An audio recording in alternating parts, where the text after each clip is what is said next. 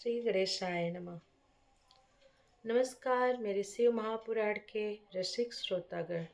आप सभी लोगों को पहले तो आज महाशिवरात्रि का पर्व है और आप सभी लोगों को महाशिवरात्रि की ढेरों अनंत शुभकामनाएं।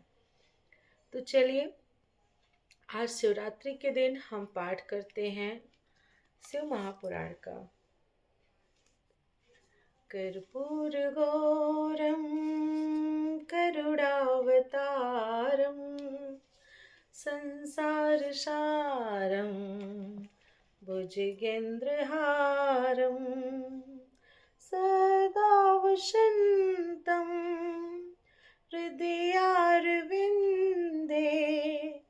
भवं भवानी सहितं नमामि।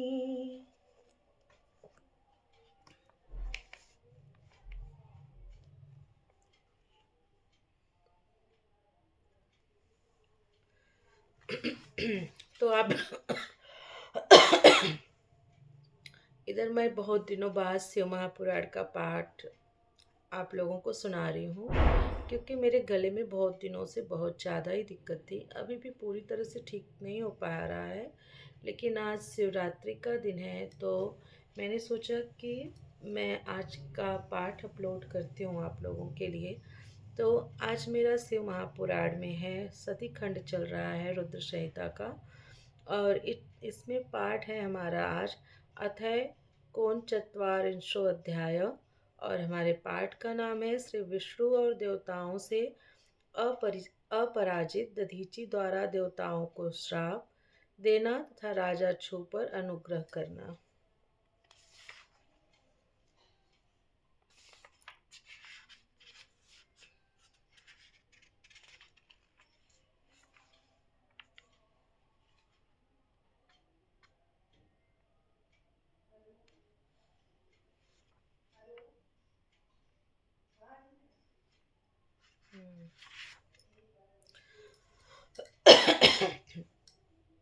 चलिए पाठ के क्रम को स्टार्ट करते हैं। ब्रह्मा जी बोले, नारद भक्त वत्सल भगवान विष्णु राजा छू के हित साधन के लिए ब्राह्मण का रूप धारण कर दधीचि के आश्रम में गए। देखिए यहाँ पे राजा ध्रुव नहीं है, छू है। ऐसा लगता है कि राजा ध्रुव ध्रुव कहा जा रहा है, लेकिन राजा ध्रुव नहीं है, यहाँ पे राजा छू के बारे में बात हो रही है। छू कपट रूप धारण करके जगत गुरु श्री हरि शिव भक्तों में श्रेष्ठ ब्रह्मर्षि दधीचि को प्रणाम करके छू के कार्य की सिद्धि के लिए तत्पर हो उनसे कहने लगे। विष्णु बोले, हे दधीचि, शिव की आराधना में तत्पर रहने वाले हे विप्रशे, हे अव्यय, मैं आपसे एक वर मांगता हूँ, कृपा करके उसे आप मुझे दीजिए। ब्रह्मा जी बोले, शो की कार्य सिद्धि चाहने वाले देवादेव विष्णु के द्वारा याचित परम शिव भक्त दधीचि विष्णु से शीघ्र यह वचन कहने लगे। दधीचि बोले, हे विप्र, मैंने आपका अभिष्ट जान लिया है।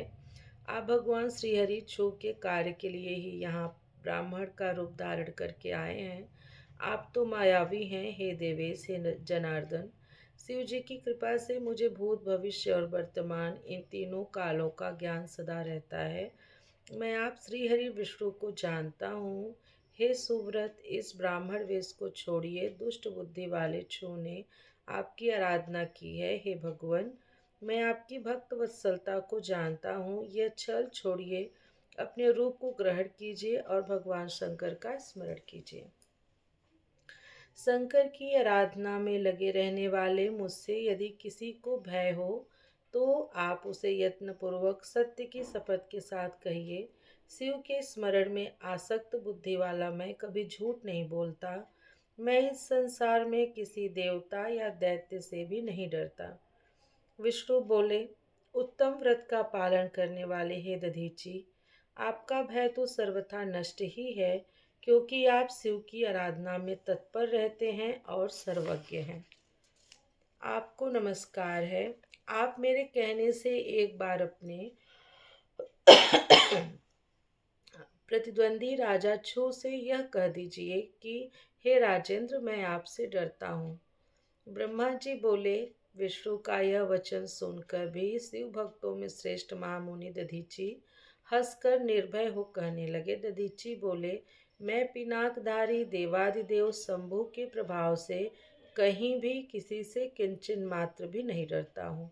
ब्रह्मा जी बोले, उन मुनि का यह वचन सुनकर भगवान विष्णु क्रोधित हो उठे और वे मुनि श्रेष्ठ दधीची को जलाने की इच्छा से अपने चक्र को ऊपर उठाकर खड़े हो गए।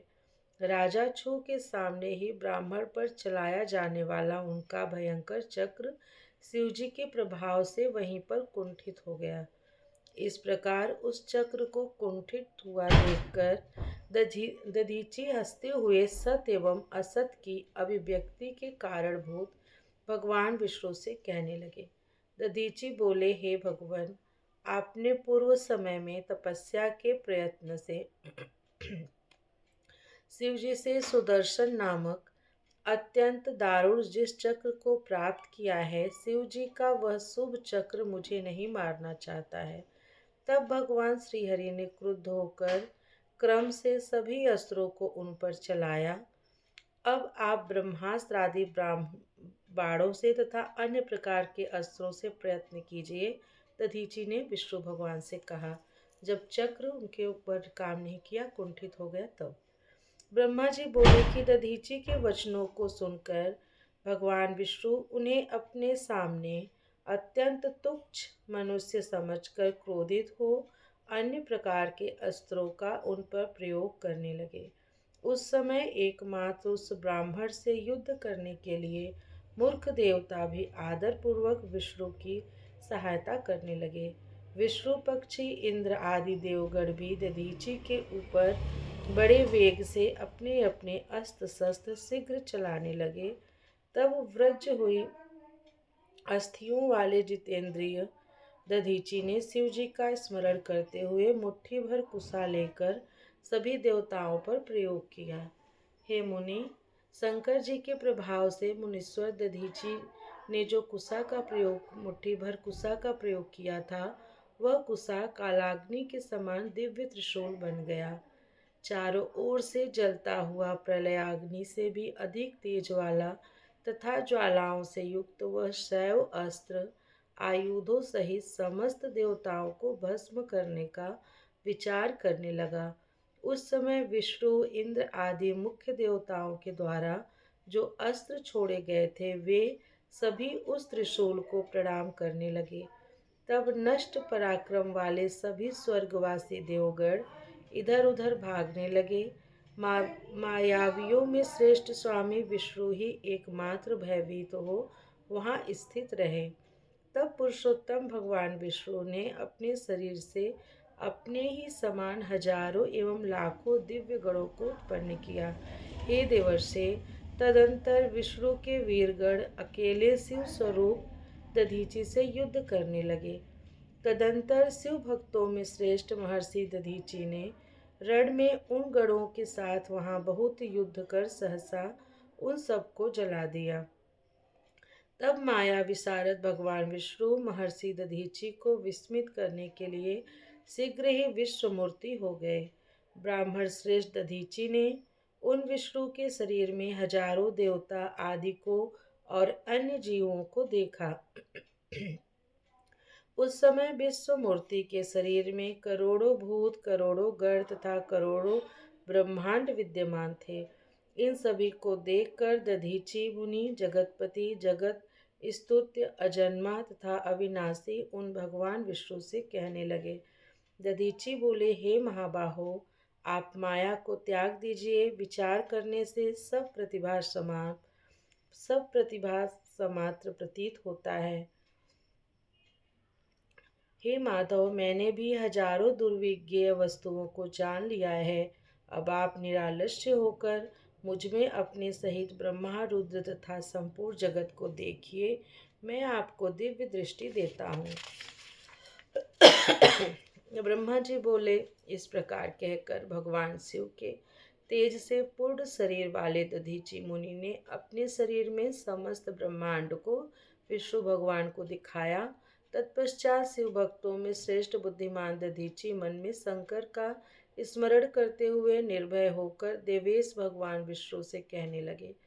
दधीची बोले, हे हरे, आपकी इस माया से अथवा मंत्र शक्ति से क्या हो सकता है? आप श्रेष्ठ कामना करके यत्नपूर्वक मुझसे युद्ध कीजिए। ब्रह्मा जी बोले, तब उन मुनि का यह वचन सुनकर विष्णु शिव के तेज से निर्भय होकर उन मुनि पर अत्यंत कुपित हो उठे।